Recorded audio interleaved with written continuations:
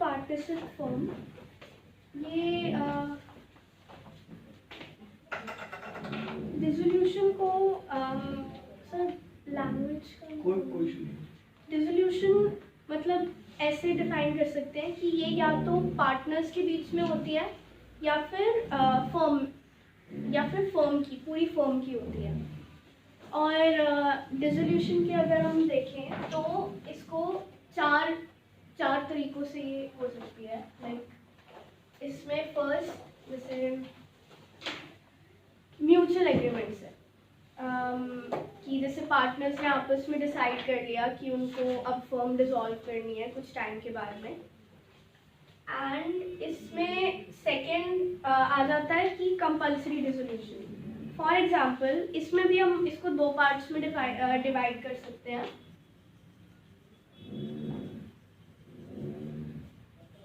इसको हम ऐसे डिवाइड कर सकते हैं कि या तो फर्म जो है वो अनलॉफुल हो गई है कि उसने कुछ लॉ के अगेंस्ट, जैसे कुछ भी हमने कुछ ऐसा प्रोड्यूस कर लिया जो हमारे नेचर ऑफ बिजनेस में नहीं है।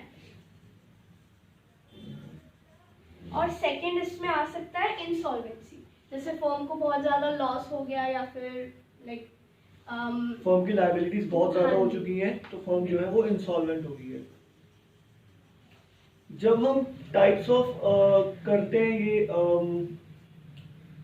डिसोल्यूशन कर रहे हैं जिसमें हम डिफाइन कर रहे हैं कितने तरीके से डिसोल्यूशन हो सकती है, तो फिर माइंड में क्वेश्चन आता है कि वन मार्कर में आपको केस स्टडी आई हुई है।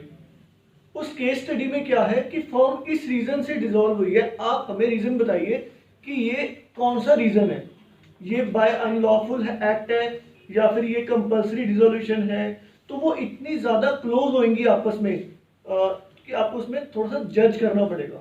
तो जब आप ये टॉपिक कर रहे हो तो अपने रजिस्टर में लिख सकते हो कि इंपॉर्टेंट है कि हमें केस स्टडी पता होनी चाहिए, कि हम अपने माइंड में खुद केस स्टडी बनाएं कि कौन सी कंपल्सरी है, कौन सी अकॉर्डिंग टू लॉ है, कौन सी म्यूचुअल कंसेंट के साथ है, राइट। नेक्स्ट इसमें आ सकता है हैपनिंग ऑफ एन इवेंट। इसमें भी हम इसको 4 to 5 पार्ट्स में डिवाइड कर सकते हैं। इसमें पहला आ जाता है कि डेथ ऑफ अ पार्टनर, कि जैसे कोई एक पार्टनर की डेथ हो गई तो बाकी बचे पार्टनर्स ने डिसाइड कर लिया कि हमें अब फॉर्म पार्टनरशिप और कंटिन्यू नहीं करनी है। सेकंड इसमें फिर से हम इंसॉल्वेंसी का पॉइंट लेके आ सकते हैं कि कोई लायबिलिटीज आ गई। Insolvency is also an event for a business, ठीक है। और इसमें दो और आ सकते हैं कि एक्सपायरी ऑफ द टर्म, मतलब जैसे हम इसमें एग्जांपल ले सकते हैं कि एक पर्टिकुलर टाइम पीरियड तक दो लोगों ने डिसाइड करा कि वो पार्टनरशिप में आएंगे। Expiry of the term. और एक इसमें आ सकता है कि कंप्लीशन ऑफ द वेंचर। इसमें हम एग्जांपल ले सकते हैं कि जैसे कोई कंस्ट्रक्शन प्रोजेक्ट बनाने के लिए दो बिल्डर्स ने आपस में पार्टनरशिप करी कि हम ये प्रोजेक्ट कंप्लीट करेंगे, और वो कंप्लीट होने के बाद में वो पार्टनरशिप खत्म हो जाएगी। नेक्स्ट इसमें एक और मोड आ सकता है बाय कोर्ट, कि कोर्ट ने ऑर्डर्स दे दिए। इसमें एग्जांपल ले सकते हैं कि कोई एक पार्टनर है जो परमानेंटली इनकेपेबल हो गया है आगे पार्टनरशिप या फर्म कंटिन्यू करने से।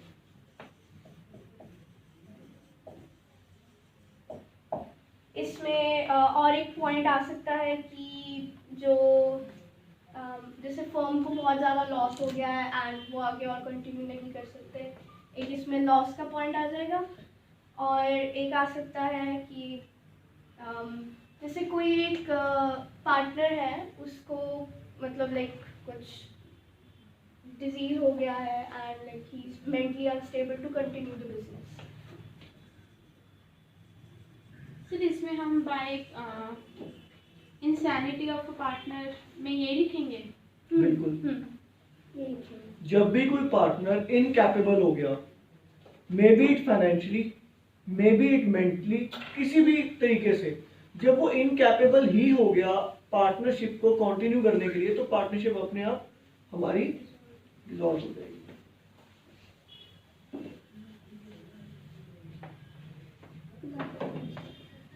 अब जो मेन स्टार्टिंग में चीज़ थी, dissolution of firm and partnership, इसमें भी हमारा लाइक हम इसको भी डिफरेंशिएट करते हैं कि फर्म एंड पार्टनरशिप। इसमें सबसे पहला हमारा बेसिस ऑफ डिफरेंशिएशन आ गया मीनिंग, कि फर्म अगर डिसॉल्व हो रही है तो उसमें मतलब लाइक ऐसे हो सकता है कि पार्टनर्स ने आपस में लाइक डिसाइड करा कि वो अब फर्म का उसको आगे और कंटिन्यू नहीं कर रहे। फर्म डिसॉल्व हो गई, मतलब फर्म का जो नेम था वो ही डिसॉल्व हो गया, बिजनेस ही स्टॉप हो गया, बिजनेस की एग्जिस्टेंस खत्म हो चुकी है। तो डिसोल्यूशन ऑफ फर्म में हम यही समझते हैं। और जब डिसोल्यूशन ऑफ पार्टनरशिप आ जाता है वर्ड, तो मेरे माइंड में वो डॉक्यूमेंट आ जाता है जो पार्टनरशिप डीड है। तो वो जब डिसॉल्व हो रही है तो वो क्या केस बनेगा, या तो change in profit sharing ratio, या फिर एडमिशन, या रिटायरमेंट, या फिर डेथ। ठीक है, नेक्स्ट इसमें हमारा बेसिस आता है कोर्ट इंटरवेंशन। तो जब फर्म डिसॉल्व होती है तो कोर्ट का इंटरवेंशन मतलब ऐसे हो सकता है जो हमने अभी पीछे करा था कि लाइक फर्म को लॉस हो गया, तो वो दैट इज डन वॉलंटरीली, कि पार्टनर्स कह सकते हैं कि कोर्ट इंटरफेयर करे और फर्म को डिसॉल्व कर दे। एंड जब पार्टनरशिप का होता है डिसोल्यूशन, तो उसमें वो कंपल्सरी होता है। इन केस ऑफ लॉसेस, जब पार्टनरशिप डिसॉल्व होती है तो उसमें हमेशा कोर्ट का इंटरवेंशन वॉलंटरीली होता है, वो Okay. हमेशा इन्वॉल्व होता है। ओके ओके, ठीक है। नेक्स्ट इम्पोर्टेंट है पॉइंट कि कोर्ट की इंटरफेरेंस किसमें मैंडेटरी है, पार्टनरशिप में या फर्म में। नेक्स्ट इसमें हमारा बेसिस ऑफ डिफरेंशिएशन आ सकता है बिजनेस कॉन्टिन्यूएशन, कि फर्म लाइक डिसोल्यूशन के टाइम पे बिजनेस आगे कंटिन्यू होगा या नहीं। अब फर्म ही एंड हो गई तो आगे बिजनेस तो कंटिन्यू हो ही नहीं सकता। और जब पार्टनरशिप डिसॉल्व होती है तो बिजनेस चलता रहेगा, क्योंकि मतलब पार्टनरशिप की डीड में चेंज आ सकता है, बट उससे बिजनेस स्टॉप नहीं होगा।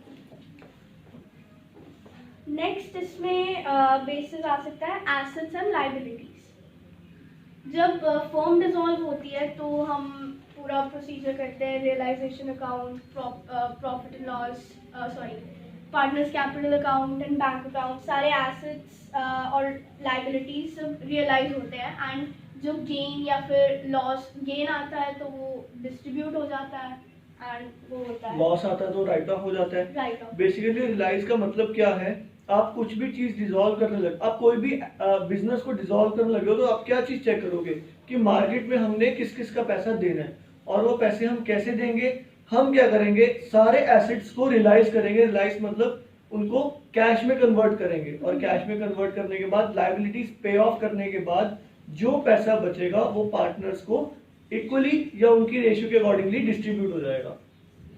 और जब पार्टनरशिप का डिसोल्यूशन होता है वहाँ पे हमारे एसेट्स और लायबिलिटीज रीवैल्यू किए जाते हैं। और यहाँ पे बस एक यही फ़र्क है दोनों पॉइंट्स में, कि फर्म के डिसोल्यूशन में रियलाइज होते हैं और पार्टनरशिप के डिसोल्यूशन में रीवैल्यू होते हैं। जब हम रीवैल्यूएशन अकाउंट बनाते हैं फिर आगे उसका गेन और लॉस डिस्ट्रीब्यूट हो जाता है। अब इसके बाद में नेक्स्ट आता है सेटलमेंट ऑफ अकाउंट्स।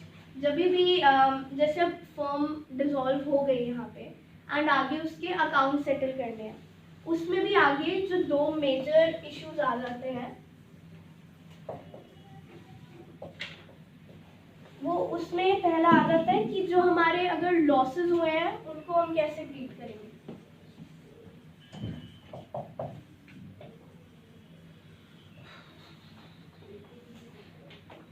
अब जैसे फर्म को लाइक डिसोल्यूशन के बाद में लॉस हो गया, तो जो सारा पे ऑफ होगा अमाउंट वो कैपिटल से होगा, एंड उसके बाद में आगे वो लाइक अगर उससे भी कंप्लीट नहीं हो पाता है तो आगे फिर पार्टनर्स के कैपिटल में से भी निकाल सकते हैं एंड आगे उसके प्राइवेट प्राइवेट एसेट्स ले सकते हैं। सेकेंड इसमें आ जाता है application of assets. For example कि जब फर्म डिसॉल्व हो गई, इसी का एक सेकेंड पॉइंट,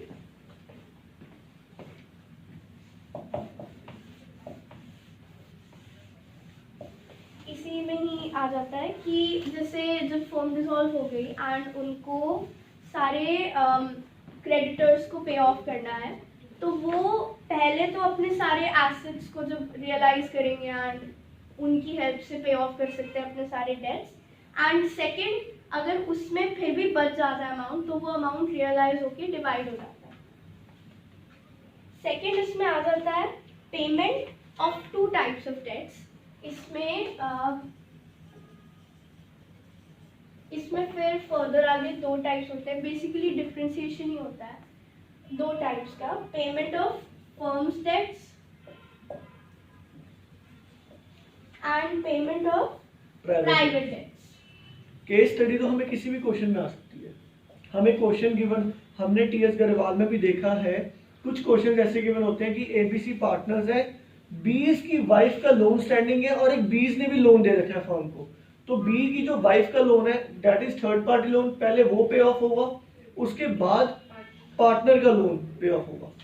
सर एक क्वेश्चन पेपर में ना क्वेश्चन है कि state the provisions for section 48 of the partnership act regarding settlement of accounts during the dissolution of partnership form. इसमें लॉसेस और एसेट्स वाला दोनों का हम मेंशन करेंगे ना इसमें। ये बिल्कुल। सेक्शन 48A है और ये B है। अगर हम सेटलमेंट कर रहे हैं अकाउंट्स की, तो आप मुझे इसकी स्टेप्स बता सकते हो कि कैसे अकाउंट सेटल होते हैं?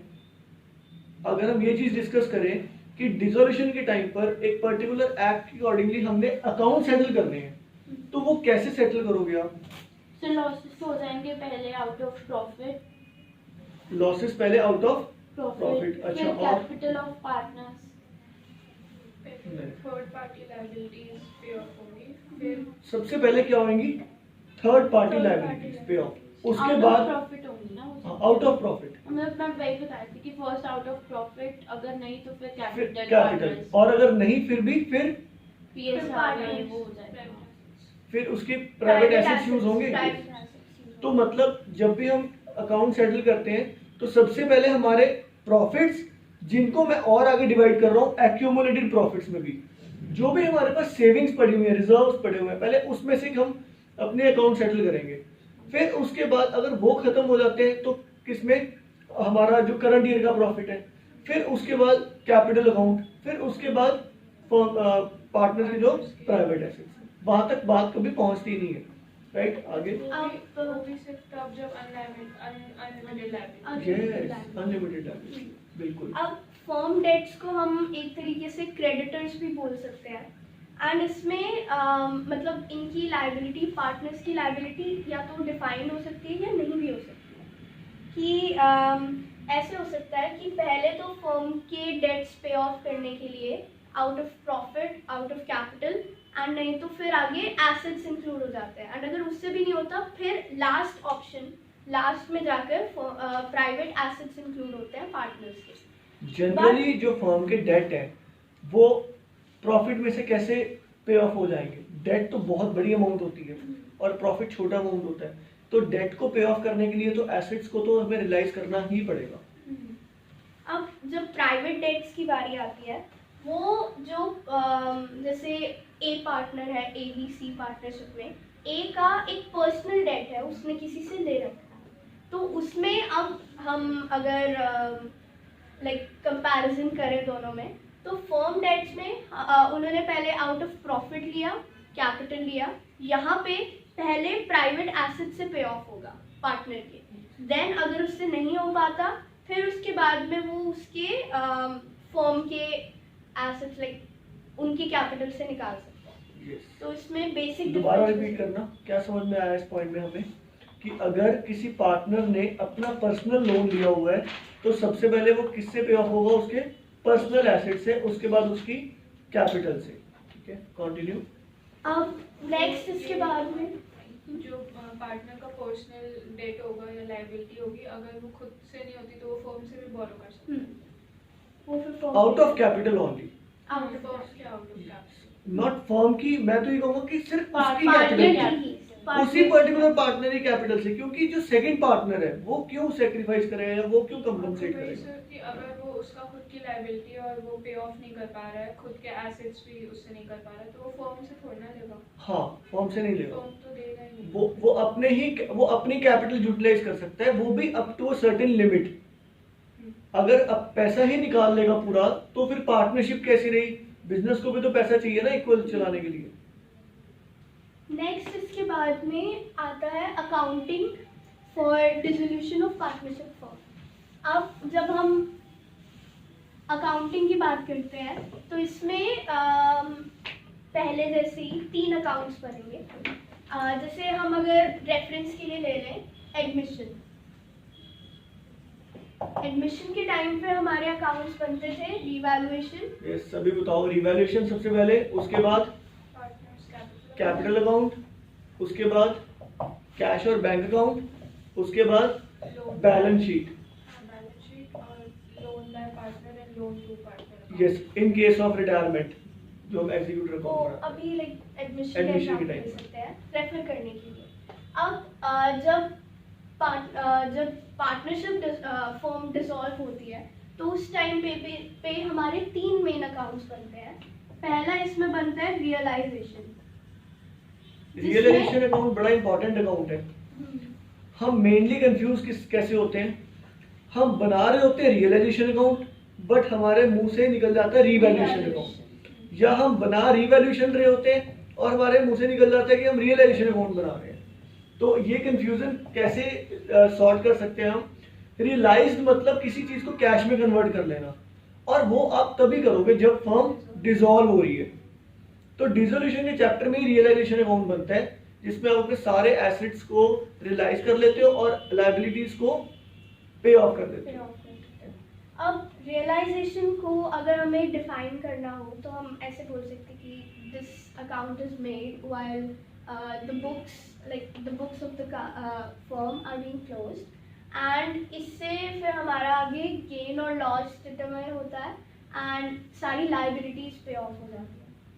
फिर रियलाइजेशन अकाउंट के बाद में सेकंड बनता है कैपिटल अकाउंट, जिसमें सारे पार्टनर्स ने जो भी लोन लिए हैं या उनसे रिलेटेड जो भी सारी ट्रांजेक्शन है वो इधर आती है। लास्ट में जैसे एडमिशन या कोई और चीज़ के टाइम पे बैलेंस शीट बनती थी, यहाँ पे बैलेंस शीट नहीं बनेगी, यहाँ पे कैश या बैंक अकाउंट बनेगा। एक पॉइंट इसमें और ऐड कर रहा हूँ मैं, रिटायरमेंट या डेथ के टाइम पर आप किसी एक पार्टनर का अकाउंट सेटल करते हो ना, कि उसको फाइनल पेमेंट, डिसोल्यूशन में हम सभी पार्टनर्स का जो अकाउंट है वो सेटल कर रहे होते हैं। ये हमें माइंडसेट बना के रखना होता है। इस क्वेश्चन में बैलेंस शीट क्यों नहीं बनती?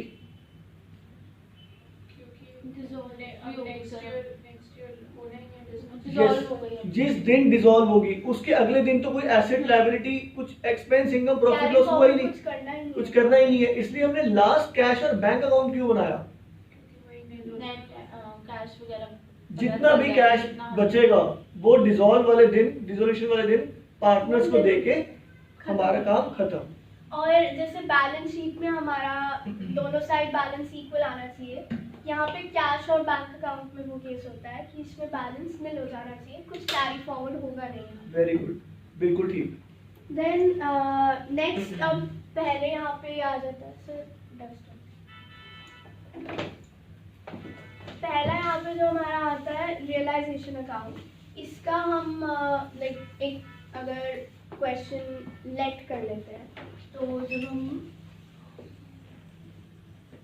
हम आइटम्स डिस्कस कर सकते हैं सिर्फ अकाउंट की, है ना, कि क्या क्या चीजें आती हैं रियलाइजेशन अकाउंट में।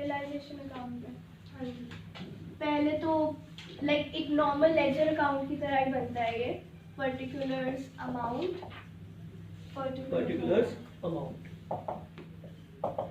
और इसमें मतलब पहले सबसे पहला हमारा यहाँ पे हेडर आता है टू सन्ड्री एसेट्स। इसमें हम जितने भी, जैसे हमें बैलेंस शीट में लाइक अगर क्वेश्चन बैलेंस शीट का गिवन है, इसमें क्वेश्चन भी दो टाइप के आ सकते हैं, कॉम्प्रिहेंसिव एंड बैलेंस शीट की फॉर्म में। तो जब बैलेंस शीट की फॉर्म में गिवन होता है तो उसमें जो हमारे पास मेन लाइक जो एसेट्स आ सकते हैं, लाइक मैं कुछ examples they, for example cash, bank, stock, debtor, ये चार हमारे पास एसेट्स दिए हैं। तो हम सबसे पहले जब क्वेश्चन रीड कर रहे होंगे तो एसेट साइड पे जाएंगे, वहाँ पे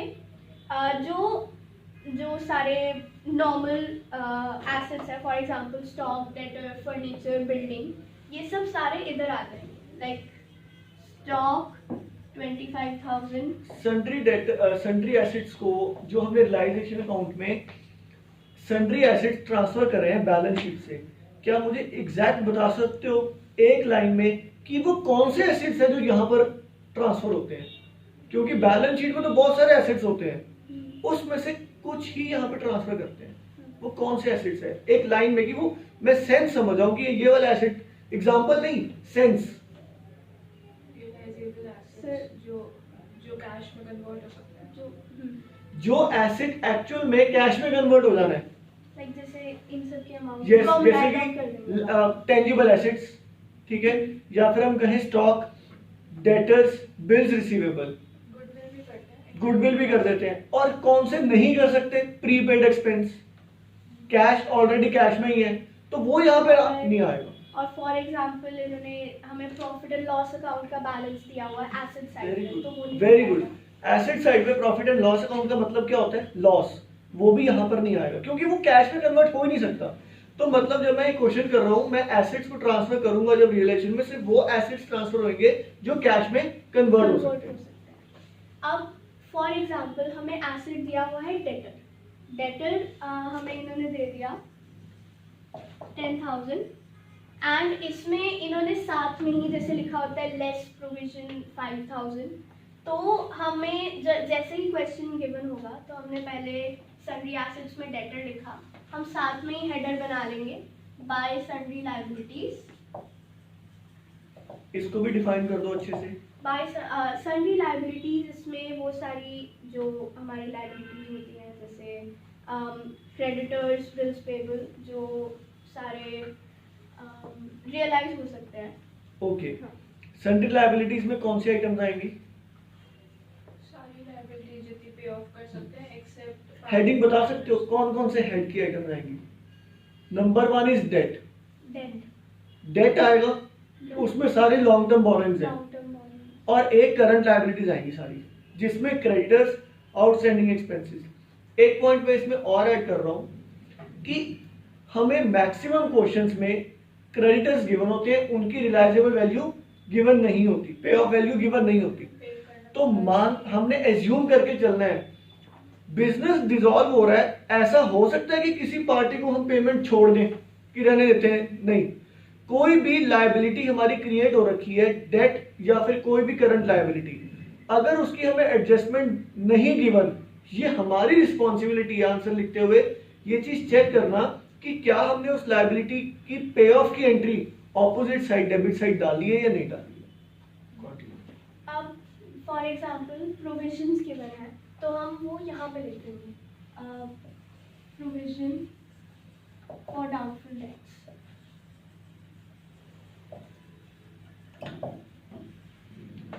अब इसके साथ में हम अगर रिलेट करें तो 2-3 और भी आ जाते हैं। फॉर एग्जांपल हमें बैलेंस शीट में इन्वेस्टमेंट्स और इन्वेस्टमेंट फ्लक्चुएशन रिजर्व दिया हुआ है, तो इन्वेस्टमेंट्स इधर आ जाएगा और उसका रिजर्व यहाँ पे आ जाएगा साथ के साथ में।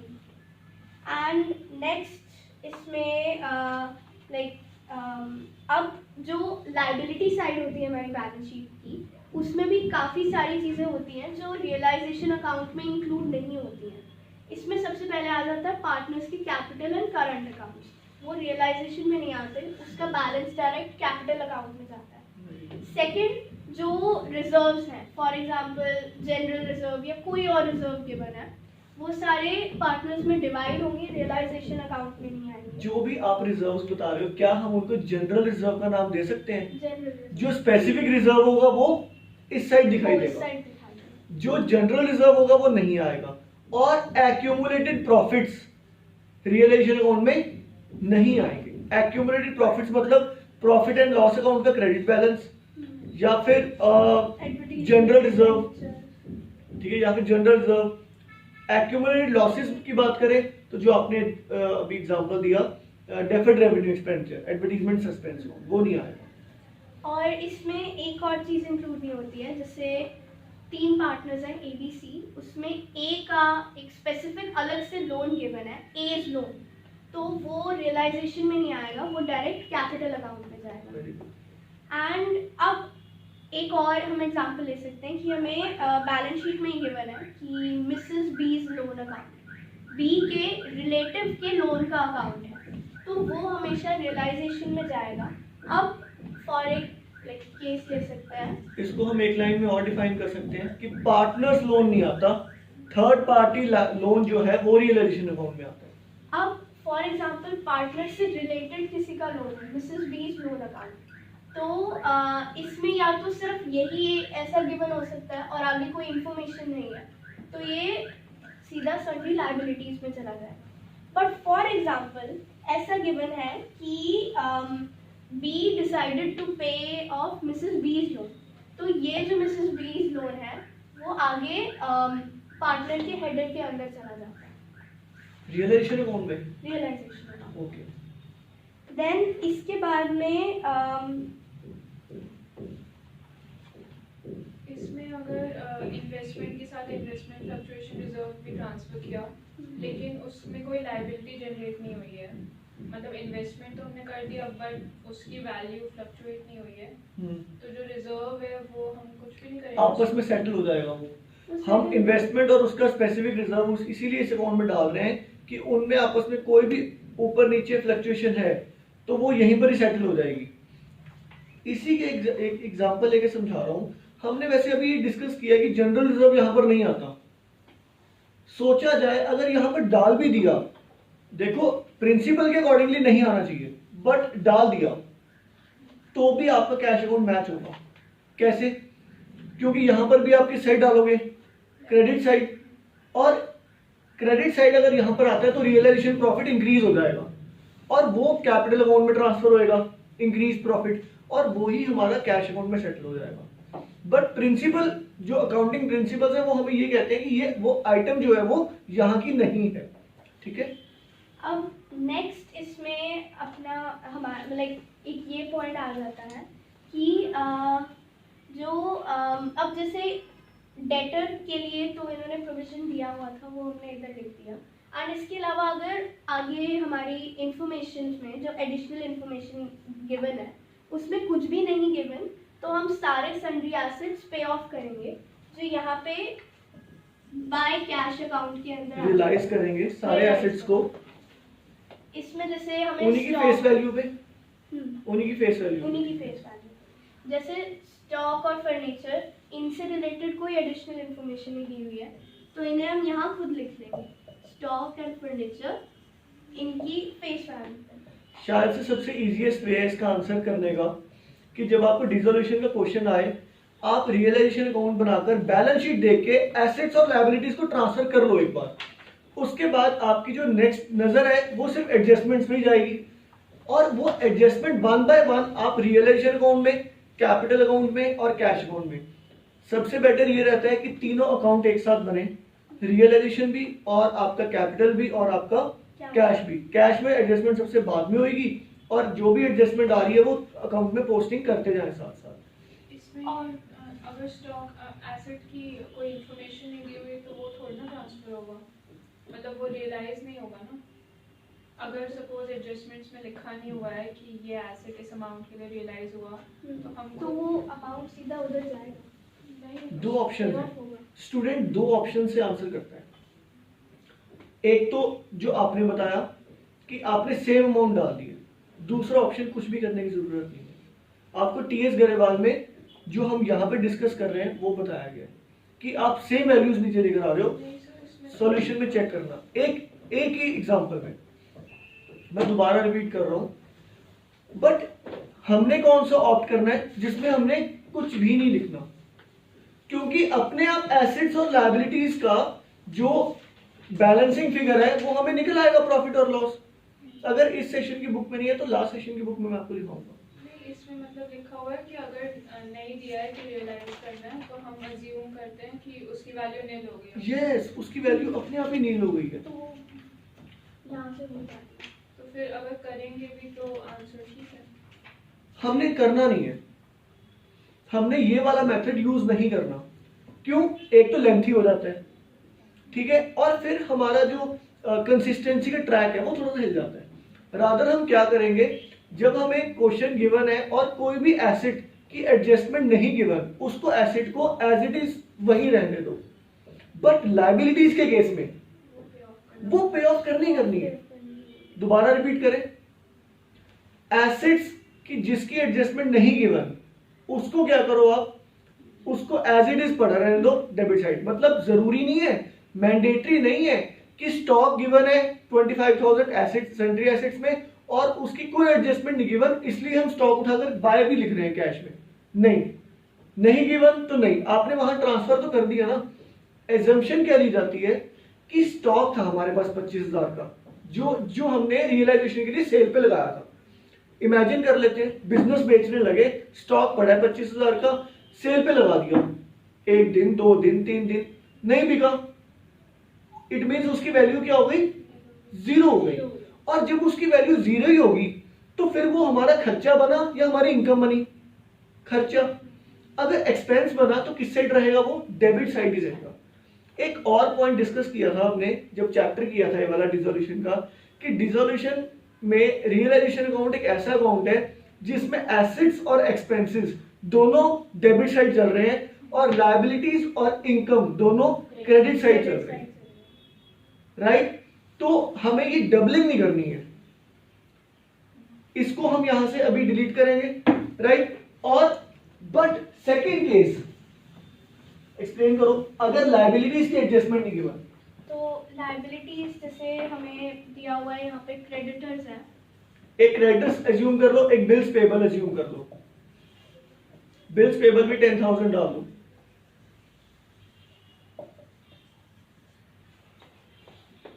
क्रेडिटर्स गिवन है 5,000, बिल्स पेबल गिवन है 10,000। क्रेडिटर्स की एडजस्टमेंट गिवन है कि क्रेडिटर्स को पे ऑफ किया एट 10% डिस्काउंट, उसकी एडजस्टमेंट गिवन है, आप डालोगे। बट बिल्स पेबल की अगर एडजस्टमेंट गिवन ही नहीं है तो ऐसा हो सकता है कि बिल्स पेबल को पैसा ही ना दिया हो, नहीं हो सकता। उसको हमने टू कैश में बिल्स पेबल डालना ही डालना है। मतलब ध्यान ज्यादा किसका रखना है, हमने लायबिलिटी साइड का। पहली मिस्टेक इस क्वेश्चन को करते हुए, अगर हमने सन्ड्री एसेट्स और सन्ड्री लायबिलिटीज को बैलेंस शीट से सारी आइटम्स को यहां पर ट्रांसफर नहीं किया जो होनी चाहिए थी, फर्स्ट मिस्टेक। सेकेंड मिस्टेक, अगर हम कोई एडजस्टमेंट मिस कर गए। थर्ड मिस्टेक, जो प्राइम मिस्टेक है, जो मेनली हो जाती है कि हमने लायबिलिटी साइड कोई ऐसी आइटम है जो एडजस्टमेंट में भी गिवन नहीं थी और उसको पे ऑफ भी नहीं किया, दैट इज कॉल्ड स्किप। आपने स्किप कर दी वो आइटम। 3 मिस्टेक हम यहां तक कर सकते हैं रियलाइजेशन अकाउंट में, ठीक है। नेक्स्ट इसके बाद जैसे हम एडिशनल इंफॉर्मेशन पे जा सकते हैं। उसमें हमें फॉर एग्जांपल गिवन है कि bank loan taken by C at 9,000 rupees. तो हमें क्वेश्चन में जैसे सारी लायबिलिटीज के साथ में बैंक लोन गिवन है सेम अमाउंट का, तो हम उसको एज इट इज यहाँ पे लिख देंगे 2 C's capital bank loan, because उससे रिलेटेड ये जो एडजस्टमेंट है वो उसी के कैपिटल अकाउंट के अंडर आ जाएगी। नेक्स्ट इसके बाद ऐसे आ सकता है कि bank overdraft taken by B at book value, या फिर जो स्पेसिफिक वैल्यू गिवन है तो हम पार्टनर्स की कैपिटल अकाउंट्स के नीचे यहाँ पे हम लिख सकते हैं।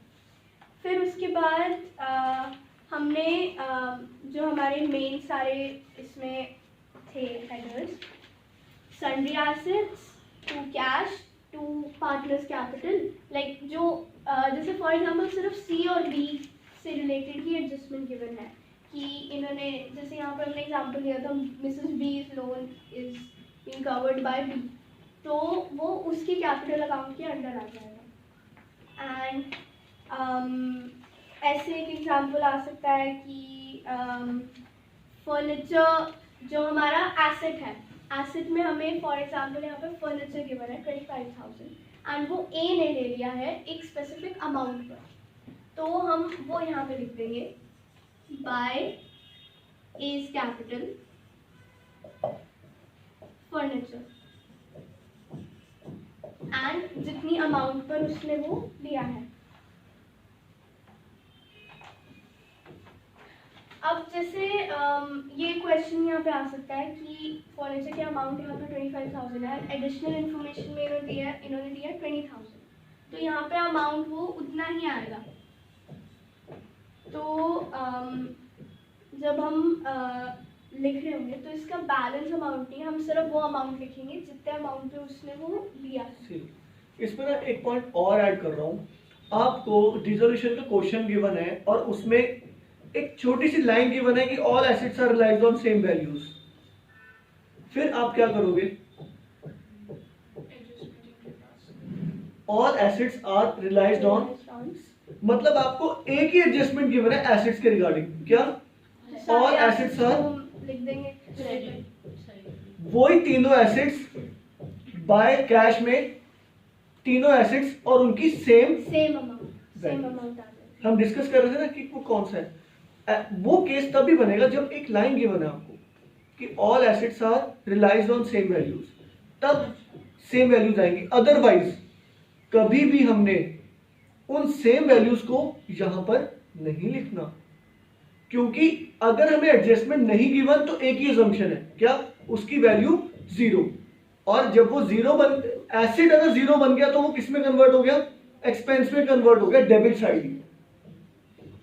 वो कौन सी एडजस्टमेंट थी जिसमें, इसमें तो नहीं, इसमें तो बैलेंस शीट नहीं बनती, बट जिसमें था कि सेम वैल्यू आती है बैलेंस शीट में, मतलब सेम वैल्यू बैलेंस शीट में आती है बट देन उसमें कुछ रीवैल्यूएशन, वो इस चैप्टर का क्वेश्चन हो नहीं सकता ना, बैलेंस शीट का।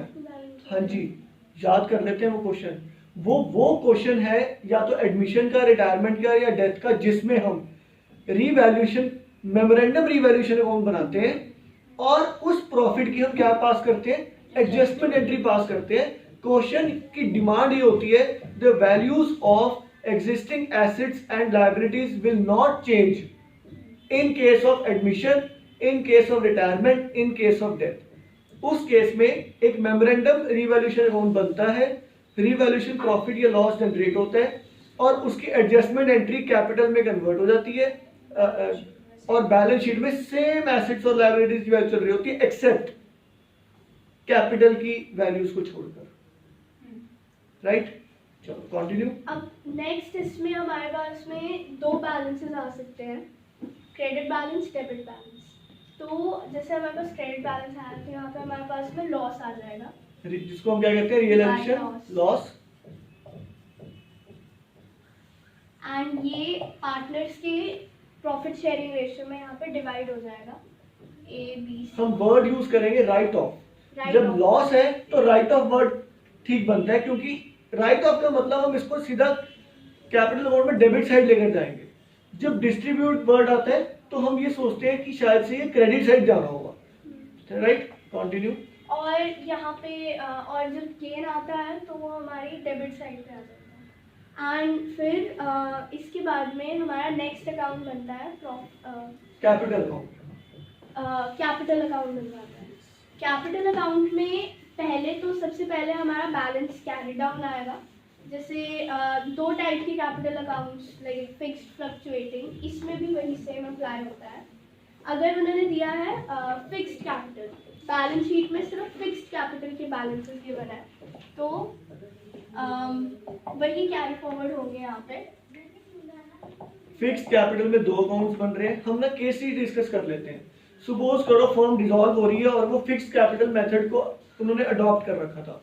सारी एंट्रीज कहाँ पे करोगे?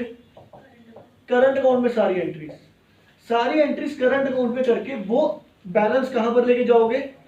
कैपिटल अकाउंट, और कैश अकाउंट में किसका बैलेंस लेके जाओगे? Capital account. मतलब देखो रास्ता देखो आप क्या है। क्वेश्चन कहते हैं कि fix capital account method adopt कर रखा था जिसमें दो तरह के अकाउंट बनते हैं हर एक पार्टनर के, कैपिटल अकाउंट और एक करंट अकाउंट।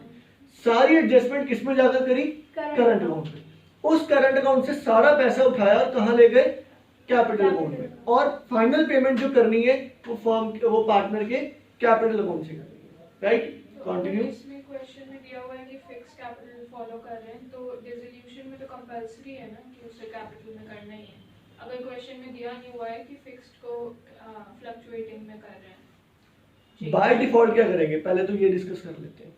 अगर क्वेश्चन में गिवन है fix capital method, by default क्या करोगे? अकाउंट बनेगा, उससे सेम ही रहने देते हैं, करंट और सेम ही रहने कैपिटल को देते हैं। ऐसे ही रहने देते हैं। ऐसे ही रहने दोगे? ओके। अगर गिवन होगा कन्वर्ट कर लो फिक्स फ्लक्चुएटिंग में, फिर करंट किस में कन्वर्ट हो जाएगा? कैपिटल। ठीक है। नहीं, बट अगर डिसोल्यूशन में कंपलसरी है कि उसे कैपिटल में करना ही है कि उसे कंपल्सरी तो हम यूज नहीं करेंगे क्योंकि दोनों तरीके से हमारा आंसर सही आएगा, बट स्टिल मेरे पास ऑप्शन है करने का, मेरा आंसर तो नहीं गलत होगा। अगर मैंने करंट अकाउंट के बैलेंस को कैपिटल में ट्रांसफर कर दिया और ट्रांसफर करने के बाद अगर यही मैं आपको कहूं कि क्वेश्चन जर्नल एंट्रीज का आ गया, जर्नल एंट्रीज में लाइन चल रही है कि सारी रिलेशन की एंट्रीज पास करी आपने, सारी एंट्रीज आप पास किस एंगल से करोगे? करंट अकाउंट के अकॉर्डिंगली करोगे। उसके बाद उसी एंट्रीज को किस में कन्वर्ट करोगे? कैपिटल अकाउंट में। मतलब current account debited to capital account. फिर जो बैलेंस पे करोगे फाइनल वो किस में करोगे? Capital account. तो ये ऑप्शन है हमारे पास, आंसर गलत नहीं हो सकता। अब इसमें पहले तो हम बैलेंस शीट से इनके बैलेंसेस डाल देंगे, by balance brought down A B और सी, और उसके बाद में नेक्स्ट हमारी चीज़ आती है, जैसे हमें रियलाइजेशन अकाउंट में दिया हुआ था 2 C's कैपिटल बैंक लोन, तो वो यहाँ पे बाय साइड आ जाएगा, बाय रियलाइजेशन, और यहाँ पे वो अमाउंट आ जाएगी सी के कॉलम में। ये बहुत अच्छा पॉइंट डिस्कस किया है। जो आइटम्स रियलाइजेशन में डाल चुके हैं कहीं उसको हम दोबारा नाम ना क्रिएट करते हैं यहाँ पे लेजर में। अब रियलाइजेशन के नाम से बात होगी। जब सारे एसेट्स और लायबिलिटीज एक बार कहाँ डाल दिए? रियलाइजेशन में डाल दिए, तो कैपिटल अकाउंट में जिसके बारे में बात होगी किस वो रियलाइजेशन से ही बात होगी। ठीक है। अब हम जैसे अब यहाँ पे दो हम रियलाइजेशन के हेडर्स डालते हैं। एक तो जो पार्टनर ने जैसे कोई प्राइवेट लोन पे ऑफ करा था या फिर कोई एसेट टेक ओवर करा था, हमने जो एग्जांपल लिया था उसमें सी ने लोन पे ऑफ करा था, तो हम ब्रैकेट में रेफरेंस के लिए वो लिख भी सकते हैं। कंपल्सरी नहीं है बट अपनी अंडरस्टैंडिंग के लिए हम लिख सकते हैं। और क्योंकि मेन जो हमारा रियलाइजेशन का बैलेंस ट्रांसफर होगा, जैसे हमारा फॉर एग्जांपल लॉस आया था, तो हम यहाँ पे टू रियलाइजेशन लॉस ब्रैकेट में लॉस, एंड यहीं पे हमारा एक और रियलाइजेशन नाम का लेजर आ सकता है जो हमने एग्जांपल ऐड करा था कि ए ने फर्नीचर टेक ओवर करा है, टू रियलाइजेशन। हम कैपिटल अकाउंट का फॉर्मेट सेम रखते हैं तीनों चैप्टर्स में, एडमिशन, रिटायरमेंट, डेथ और डिसोल्यूशन। जो जो पैसे लेने हैं पार्टनर से वो डेबिट साइड, और जो जो पैसे देने हैं उसको वो क्रेडिट साइड। अब देना क्या क्या है? उसका ब्रॉड डाउन बैलेंस, उसको रियलाइजेशन प्रॉफिट, उसको एक्यूमुलेटेड प्रॉफिट्स मतलब रिजर्व्स वगैरह। ठीक है। एंड अगर उसने पार्टनर ने पे करे हैं रियलाइजेशन एक्सपेंसेस, एक केस। दूसरा केस जो यहाँ पर लिखा हमने, अगर कोई पार्टनर ने कहा कि मैं अपना लोन मतलब उसके जो उसने फर्म को लोन दे रखा है, ठीक है, वो इस साइड। और अगर कई बार क्वेश्चन में आ जाता है कि सी हैज डिसाइडेड टू पे ऑफ मिस्टर डी लोन और डी आउटसाइड लायबिलिटी है, तो फिर इस लाइन का क्या मतलब होता है कि सी पैसे लेगा ही नहीं फर्म से? लेगा। तो वो भी हमने किस साइड डालना होता है? क्रेडिट साइड डालना। और नेक्स्ट यहाँ पे हमारी वो चीज़ आ सकती है जो भी हमने बैलेंस शीट में हमने देखा था कि हमारे पास कोई जनरल रिजर्व गिवन है, profit and loss account given है। जो profit and loss account given है एसेट साइड पे, वो यहाँ पे आ जाएगा जो पार्टनर्स में डिस्ट्रीब्यूट होगा उनके प्रॉफिट शेयरिंग रेशो में, ओल्ड रेशो में। एंड सेकेंड हमारे पास में आ सकता है कोई टाइप की रिजर्व्स, जनरल रिजर्व आ गया, वो हम यहाँ पे डिस्ट्रीब्यूट करेंगे।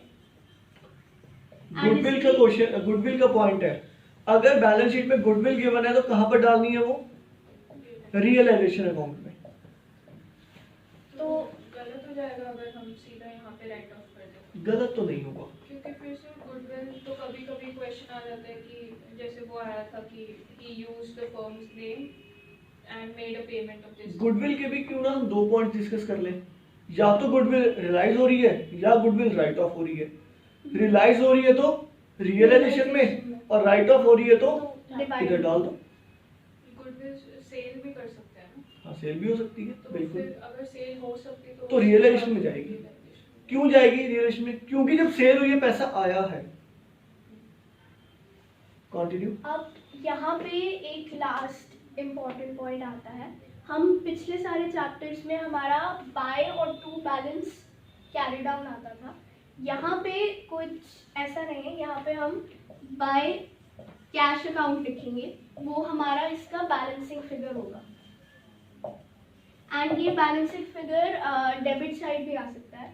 तो यहाँ पे हम लाइक पर्टिकुलर्स में विल राइट बाय कैश, क्योंकि ये बैलेंस जो है वो सीधा कैश या बैंक अकाउंट में जाना है, बैलेंस शीट में नहीं जाएगा क्योंकि वो बन नहीं है।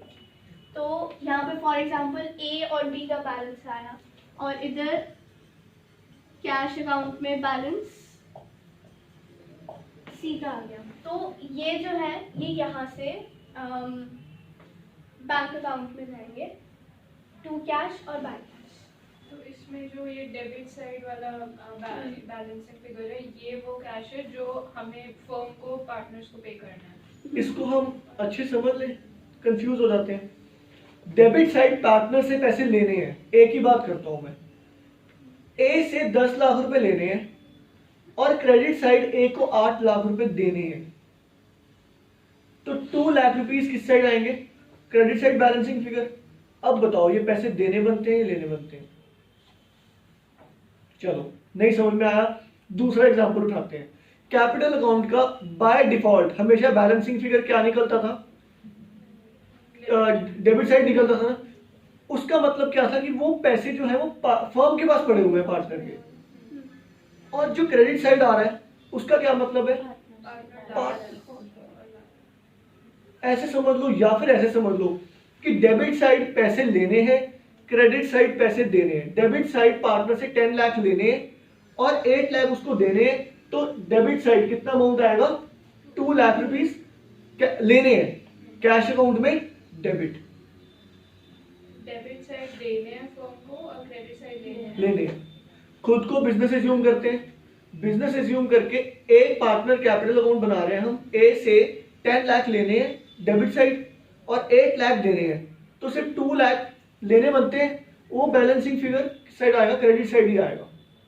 और या तो इस सेंस में चल लो, या हमने जैसे याद किया कि जो पैसा कैरी डाउन में आता है वो पैसा पार्टनर का बिजनेस के पास पड़ा ही होता है।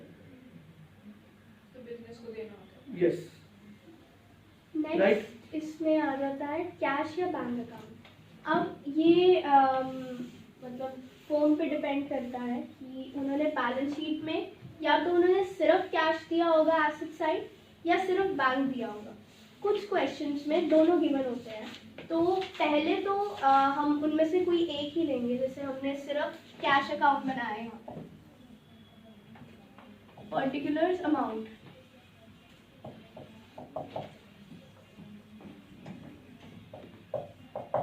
अब बैलेंस शीट में मेरा अच्छा ये बच रहा है। ऐसे बाहर कोई सामान नहीं, तो कैश अकाउंट मतलब बैलेंस शीट में हमें दो गिवन हो सकते हैं, कैश बैंक या सिर्फ कैश या सिर्फ बैंक। तो अगर एक ही गिवन है तो प्रॉब्लम ही नहीं है। जैसे कैश अकाउंट गिवन है तो हम उसका पहले टू बैलेंस ब्रॉट डाउन लिख लेंगे यहाँ पे। देन अगर हमें बैंक भी साथ में गिवन है तो हम उसको यहाँ पे अलग से मेंशन करेंगे, क्योंकि वो ना रियलाइजेशन में जाएगा ना पार्टनर्स कैपिटल अकाउंट में, वो अलग से यहीं पे उसका बैलेंस शो होता है टू बैंक अकाउंट। और नेक्स्ट इसमें जो हमने रियलाइजेशन में टू कैश और बाय कैश लिखा था, जो हमने बाय कैश रियलाइजेशन में लिखा था उसका सारा टोटल इस तरफ आ जाता है, sorry, to realisation, and second यहाँ पे आ जाता है बाय रियलाइजेशन। अब थर्ड इसमें जो इम्पोर्टेंट चीज़ है वो आती है पार्टनर्स कैपिटल अकाउंट के बैलेंसेस। जैसे जो हमारा सी का बैलेंस था वो डेबिट साइड आया था, तो वो यहाँ पे आ जाएगा बाय डिफॉल्ट बाय सीज कैपिटल, एंड ए और बी का बैलेंस क्रेडिट साइड पे था तो वो इधर आ जाएगा to A's capital B's capital. And cash account में तो मेनली यही सारी चीज़ें होती हैं, एंड इसका बैलेंस हमेशा इक्वल आना चाहिए। लाइक कहीं पे आगे कुछ इसमें कैरी फॉरवर्ड नहीं होता है। जो हमारी रियलाइजेशन अकाउंट में मेन कैश और बैंक की एंट्रीज थी वो इधर आ जाती है। क्या ये हमारा डिसोल्यूशन का टॉपिक फिनिश हो गया? नहीं, एडिशनल इंफॉर्मेशन में कुछ एक्स्ट्रा एक बड़ा इंपॉर्टेंट पॉइंट है रियलाइजेशन एक्सपेंसेस का। मैं आपको बताऊंगा और आप लिखोगे। रियलाइजेशन एक्सपेंसेस को दो पार्ट्स में डिवाइड करके एक पार्ट में लिखो बियर और एक पार्ट में लिखो पेड। जब भी बिजनेस रियलाइज हो रहा है, डिसॉल्व हो रहा है, तो एक सीए पॉइंट होएगा जो बिजनेस के एसेट्स और लायबिलिटीज को रीअसेस करेगा और उसको रियलाइज करेगा, जो फाइनल अकाउंट्स बना देगा। तो रियलाइजेशन एक्सपेंसेस बियर और पेड। बियर का मतलब एक्चुअल में पे किसने करने थे। लाइक हम सब पार्टी पे गए, मैंने आपको पार्टी में बुलाया, तो बाय डिफॉल्ट पार्टी के जो एक्सपेंसेस है वो मैंने पे करने होंगे, राइट। तो बियर मतलब जो एक्चुअल जिसकी रिस्पॉन्सिबिलिटी बनती है। तो बियर में लिखो नीचे बाय डिफॉल्ट। जो बाय डिफॉल्ट होते हैं रियलाइजेशन एक्सपेंसेस किसने पे करने होते हैं? फर्म ने पे करने होते हैं। और जब क्वेश्चन साइलेंट है तो बाय डिफॉल्ट फर्म पे करेगी रियलाइजेशन एक्सपेंसेस, और ये कहां पर जाके पोस्ट हो जाएगा? रियलाइजेशन अकाउंट में टू कैश, और कैश अकाउंट में बाय रियलाइजेशन जो भी है हमारे कैश एक्सपेंसेस। अगर वहां से ग्रॉस अमाउंट उठा रहे हो तो फिर वही उसी में इंक्लूड है।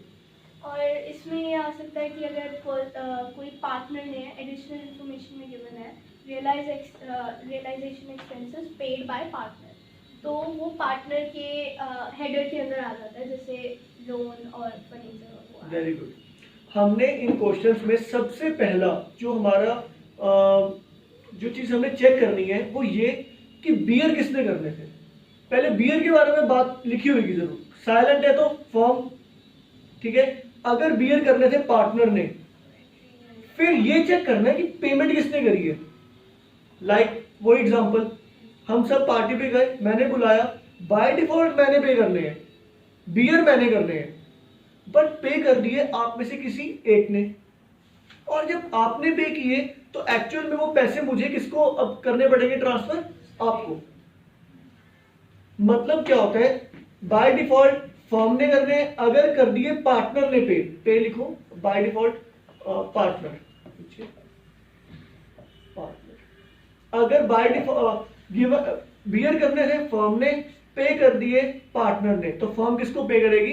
पार्टनर को उसके कैपिटल अकाउंट में क्रेडिट। अगर फर्म ने पे करने थे और पे कर दिए फर्म ने, फिर पेड में नीचे बाय फर्म लिखो, तो फिर ठीक है रियलाइजेशन में। और अगर बियर के नीचे लिखो by a partner, by a partner bracket में ए ने पैसे पे करने थे, पैसे पे कर दिए फर्म ने, पेड बाय फर्म, वही केस बनेगा जो लिखा हुआ है हमने। अगर पार्टनर ने पे करने बियर करने थे और पे कर दिए फर्म ने, तो ए से पैसे लेने बनते हैं। फर्म ए से पैसे लेगी, कैपिटल अकाउंट में डेबिट कर देगी। डाल सकते हैं, अगर रियलाइजेशन अकाउंट में डाल रहे हो तो फिर कैश में भी डाल देना कि उसे इमीडिएटली दे दिए। मैक्सिमम क्वेश्चंस में रियलाइजेशन एक्सपेंसेस को ना कैश में कंसीडर करते हैं, वो इजी रहता है। अब यही केस में बियर करने थे पार्टनर ए ने, बट पे कर दिए पार्टनर बी ने, पे कर दिए, नीचे लिखो पार्टनर बाय बी। तो बस एक एडजस्टमेंट एंट्री कर दो A to B। यही मैक्सिमम केस है रियलाइजेशन एक्सपेंसेस के। आप इससे और ज्यादा सोच लो। सबसे पहले क्या फाइंड आउट करना है, बियर किसने करने हैं, by default firm, question silent firm, या फिर गिवन होगा पार्टनर का नाम। उसके बाद तीनों केसेस में पेमेंट किसने कर, पेमेंट दो ही पार्टीज कर सकती हैं, या तो सेम या फिर ऑपोजिट। ऑपोजिट में कोई भी हो सकता है, या तो फर्म या फिर पार्टनर। बस उससे पैसे लेकर उसको दे देंगे। एडजस्टमेंट एंट्री हमें बहुत अच्छे से आती है, राइट। और कुछ इसमें नेक्स्ट इसमें कुछ एडिशनल इंफॉर्मेशन के पॉइंट्स जो आ सकते हैं। एक तो मेन इसमें डेटर्स का आ सकता है, और मतलब मैं कुछ एग्जांपल्स ले लेती हूँ। जैसे डेटर्स का इसमें पॉइंट आ गया कि हमें लाइबिलिटी साइड पे इन्होंने प्रोविजन फॉर डाउटफुल डेट्स दिया हुआ है, और हमारे पास एसेट्स में डेटर कुछ गिवन है ही नहीं। तो वो एक तरीके से मतलब लाइक जो हमारा जो प्रोविजन होगा वो फिर उसकी सिर्फ एंट्री पास होगी, वो रियलाइजेशन अकाउंट में कहीं पे शो नहीं होगा। एंड इसमें और ये मतलब ऐसे केस बन सकता है कि उन्होंने एक बार दोबारा रिपीट करें। Debtor account given, debtor given नहीं है, प्रोविजन गिवन है, प्रोविजन गिवन है, तो उसकी हमने क्या करना होता है, उसकी एंट्री पास करनी है। एंट्री पास करनी होती है। एक तो ये ऑप्शन हो गया। अगर मैं पोस्टिंग की बात करूं तो फिर पोस्टिंग कहां पर होगी उसकी, पोस्टिंग तो नहीं है। मतलब अगर जर्नल एंट्री पास कर रहे हो आप तो इट मींस उसकी पोस्टिंग भी है। पोस्टिंग या तो रियलाइजेशन में या फिर कैपिटल अकाउंट में, कहां पर होगी, सर कैपिटल में। तो वो अच्छा कैपिटल में क्यों, कैपिटल में क्योंकि वो प्रोविजन अब खत्म हो हाँ, रहा वो है। हम डिस्ट्रीब्यूट लाइक जर्नल में उसकी एंट्री बिल्कुल, पास करेंगे तो वो बिल्कुल, साथ बिल्कुल। में पार्टनर और कैपिटल अकाउंट सेकंड ऑप्शन, उसको हम रियलाइजेशन में लायबिलिटी साइड भी रहने दे सकते हैं। One and the same thing. किसी प्रोविजन को यस, आपने जब सेंट्री लायबिलिटीज ट्रांसफर करी है, आप लायबिलिटी साइड पड़े रहने दो, वो अपने आप रियलाइजेशन प्रॉफिट लॉस में कवर हो जाएगा।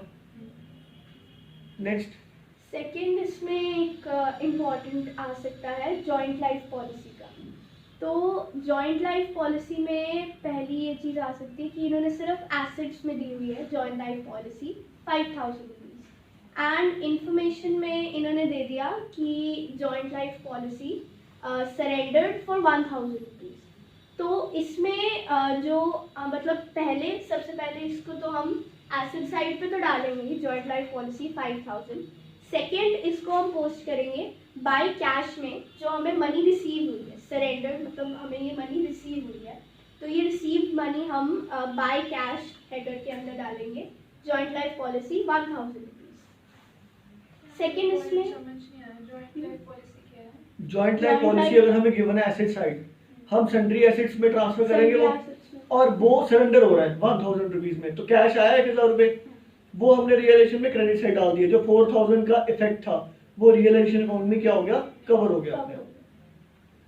और सेकंड इसमें आ सकता है कि हमें जॉइंट लाइफ पॉलिसी ना एसेट साइड गिवन है ना लाइबिलिटी साइड उसका कुछ गिवन है, बट हमें ये दिया हुआ है एडिशनल इंफॉर्मेशन में, firm had taken a joint life policy of 10,000 rupees, surrendered it at ₹5,000।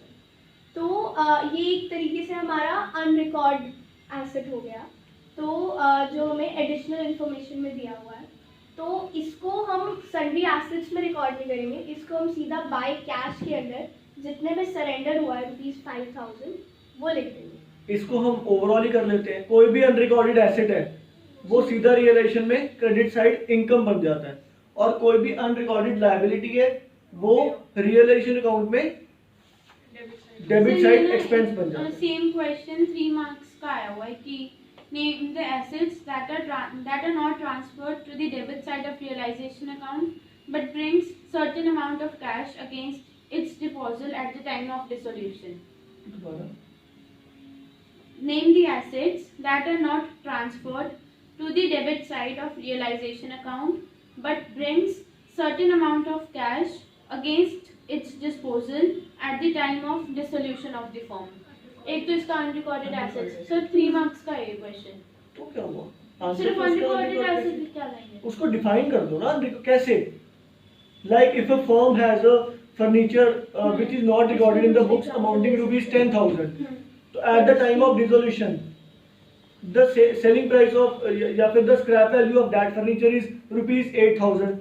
So question में लिखा हुआ है name the assets which are to transferred. उसमें मतलब लाइक जॉइंट लाइफ पॉलिसी का नाम आ सकता है अगर वो हमें एसेट साइड पे गिवन नहीं है, या कोई भी और Unrecorded रिकॉर्डेड asset। एसेट। एक word तो मतलब हम unrecorded सिर्फ asset। अनरिकॉर्डेड एसेट्स को डिफाइन कर सकते 3 मार्क में हैं। आप जरूर डिफाइन करो एग्जांपल के साथ। मतलब ऐसे हम केस बना के दे Yes। सकते हैं। क्योंकि उसमें था ना जैसे कि नेम द एसेट्स, तो पहला तो अनरिकॉर्डेड एसेट ये हमारी असाइनमेंट में क्वेश्चन नहीं सर, ये कहीं से क्वेश्चन आया है। बट स्टिल देखो, अगर 3 मार्कर है तो हमारी रिस्पॉन्सिबिलिटी बनती है आंसर 3 नंबर में लिखना। It's not like unrecorded asset is the right answer. Unrecorded assets के कुछ नेम्स लिख के फिर उसको डिफाइन कर बिल्कुल, सकते हैं। बिल्कुल। इमेजिनरी एग्जांपल दे सकते हैं कि ये अनरिकॉर्डेड एसेट।